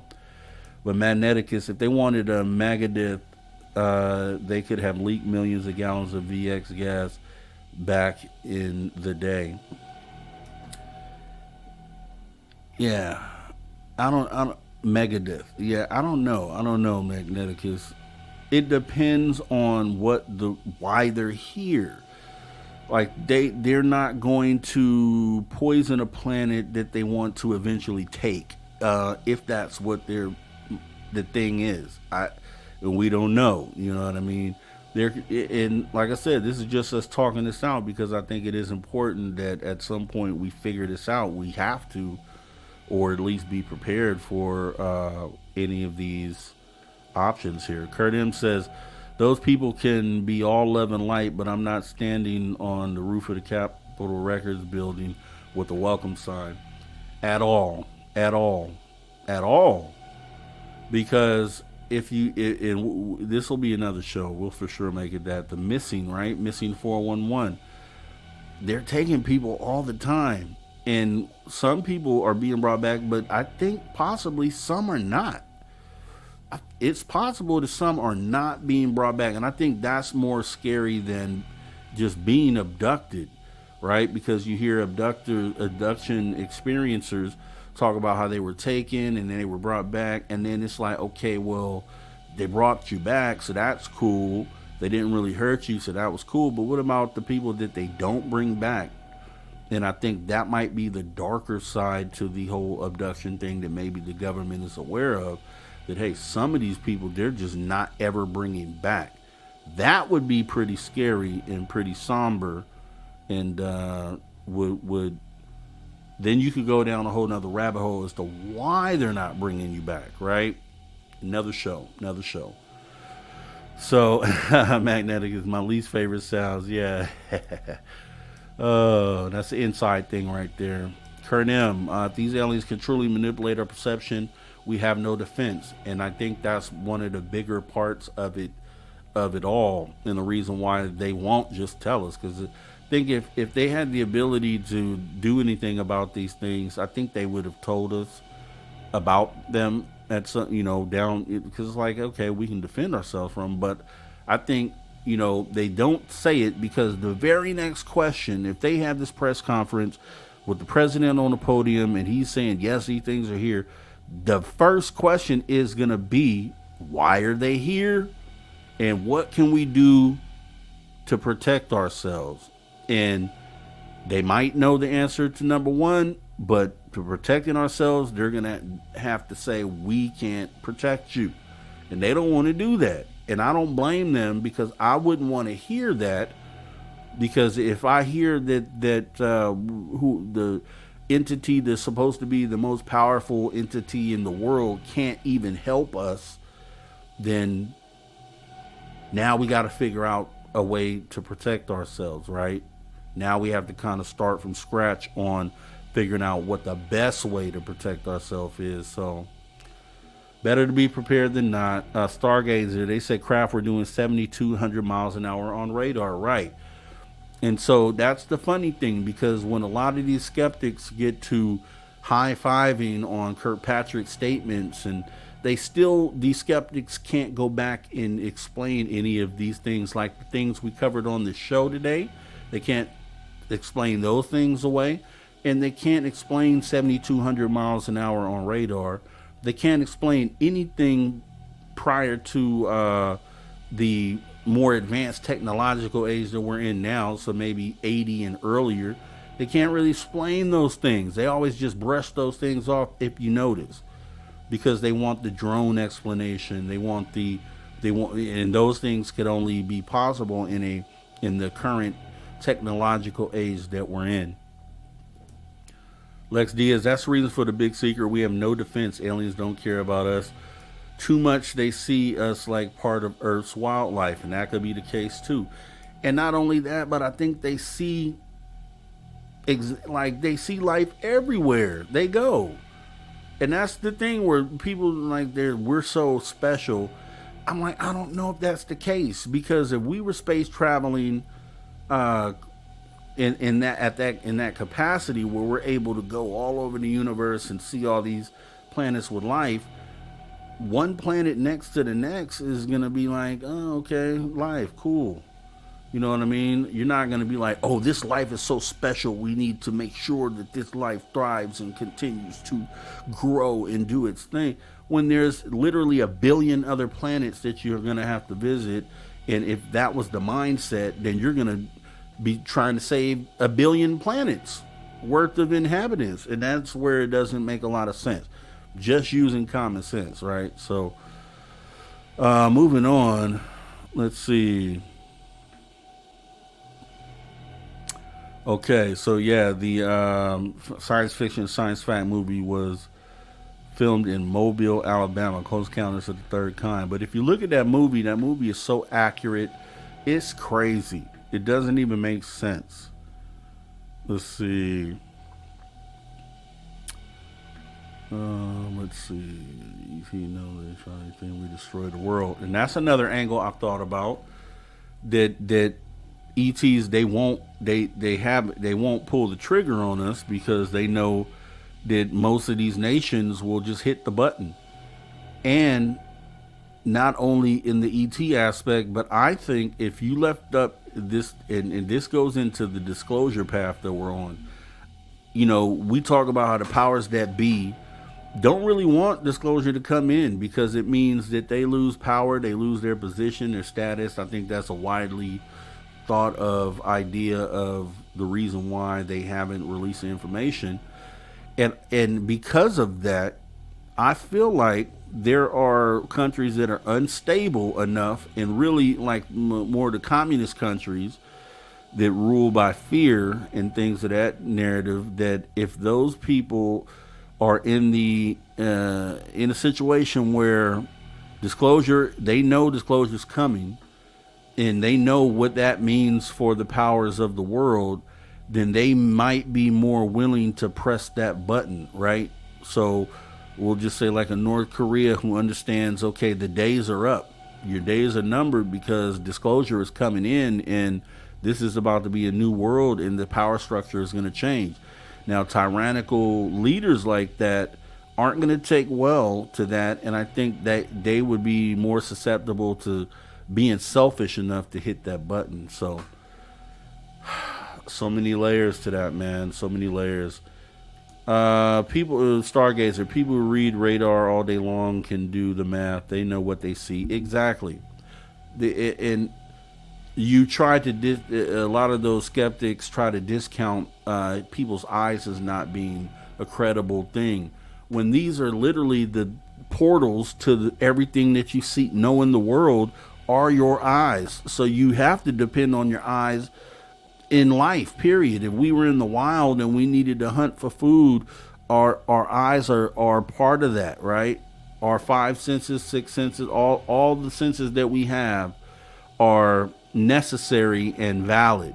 And for skeptics and people like that to say that your eyes are the least credible. So if we don't have eyes, then we have radar data and we have cameras, right? But as soon as we get camera data or radar data, they want to talk about the fact that these are electronic devices and subject to error and this. So what are we doing here? What are we really talking about, right? Okay, with that being said, this has been Science Fiction to Science Facts Movie Edition. And like I said, this isn't the call-in show. So this show runs a little bit differently, and you'll see that here in just a moment as we are getting out of Science Fiction to Science Fact Movie Edition. And we are getting ready to take it on home. So with that being said, this is why we do it. The graphic is a little different on the screen, but still says the same thing. Positive progression in humanity. That's why we get together and have these talks. It feels good to be able to come back to the Social Dig and do one of my normal shows, get back into the groove of doing that, right? I think it's very important. We covered a lot of information today, right? A lot of information you could take to the bank. And then you see how the call-in show differs from a normal type of show, right? So we'll still be doing the call-in show. I think that's where we can just have a free-for-all and kind of hang out and address things. But when I do these shows, it's more of a delivery as far as delivering information. So I really hope you enjoyed this. And like I said, this is so earlier in the day. 5 p.m. Pacific is when we normally do this, the normal show, right? So you guys have been so used to the call-in show coming in at midnight that you're not even paying attention to this time of day. But this will be the time of day that you should expect these normal shows to happen. So if you haven't already, just make sure you hit the notification bell. That way, when we do go live on these, you're instantly alerted and you'll be ready to go. But I'm going to be creating some more shows here soon, so you'll see them in the lineup. We should be definitely doing the call-in show this weekend. And also on After Hours, you definitely got to join me. We'll be having Rod Martin, my guy, my buddy, Roger Martin from Why the Big Secret and High Strangeness on Saturday. And then on Sunday, we are having the legend Preston Dennett. Preston Dennett is joining After Hours on Sunday. So it's going to be a jam-packed weekend. Plus we have Drew Banky the following week and Margie K and Debbie Ziegelmeyer. So it's going to be epic. You guys just stay plugged in, stay tuned in. If you are watching from the background, you haven't subscribed, definitely consider hitting that subscribe button and ring that notification bell. We love to see you back.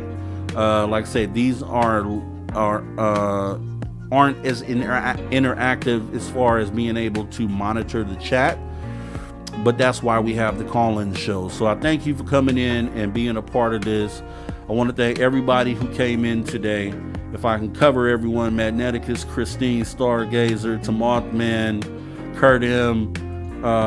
Let's see, going back, Lex Diaz, thank you very much for coming in. John P. Adventures, we appreciate you. Anybody else that might be watching this on Team Replay, thank you for taking your time. Flat 6, thank you for coming in. Make sure you hit that like button. Let us know how you thought about the show, right? Outside of that, I'll be getting with you guys soon. Thanks for coming by the Social Dig, Season 2, Episode 1. Appreciate you. You guys are awesome, and talk to you again soon. Take care.